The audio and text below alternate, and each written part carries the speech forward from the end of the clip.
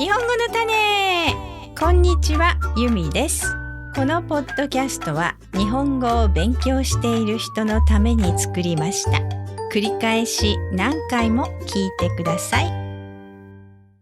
日本では小学校の1年生から漢字の勉強が始まります。最初は漢字の1からですね。1年生の1年間で80字覚えます。その後少しずつ増えていって、高校生までで2000字覚えます。私は小学生の頃、宿題を忘れたり、何か悪いこと、いたずらをしたりね、先生の言うことを聞かなかったりすると、漢字を100回ずつ書いてきなさいと言われたりしました。漢字を書くのはちょっとした罰だったんですね。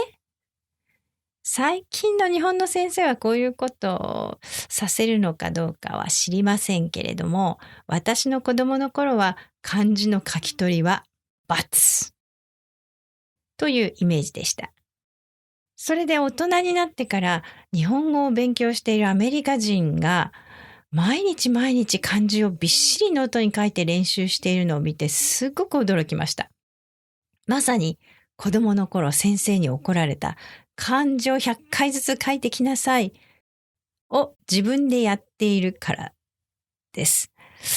この人先生からの罰を毎日自分からやってるんだ、かわいそうにと思っていました。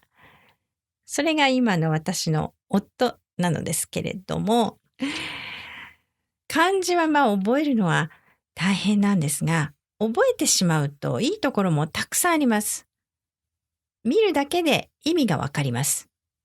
初めて聞いて知らない言葉が出てきても、漢字を見ればすぐにわかってしまうことよくあります。例えば、登山という言葉があります。登山と聞いただけではどういう意味か知らないということもあるかもしれないんですけれども、漢字を見ればすぐにわかります。とは登る、山は山です。山に登るという意味です。読むときに漢字を見てすぐにわかるので、読むスピードが日本人は他の国の人に比べて速いと聞いたこともありますね。さあ、漢字なんですが、とにかく覚えるのは大変です。私は子供の頃から漫画を読むのが好きでした。今も好きなんですけれども、漫画は漢字に振り仮名が振ってあります。だから子供でも結構難しい漢字の呼びを覚えてしまいました。ですから漢字の読みを覚えるんだったら漫画をおすすめします。小説でもいいんですけれども、漫画ならもっと気軽に勉強できますよね。アニメは漫画が原作のことが多いですから、好きなアニメの原作を日本語で読んで漢字を覚えてしまう。この方法いかがでしょうか。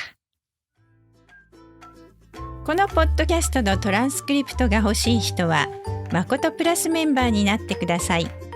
www.japanesepage.com/ まことを見てください。それではまた。日本語の種でした。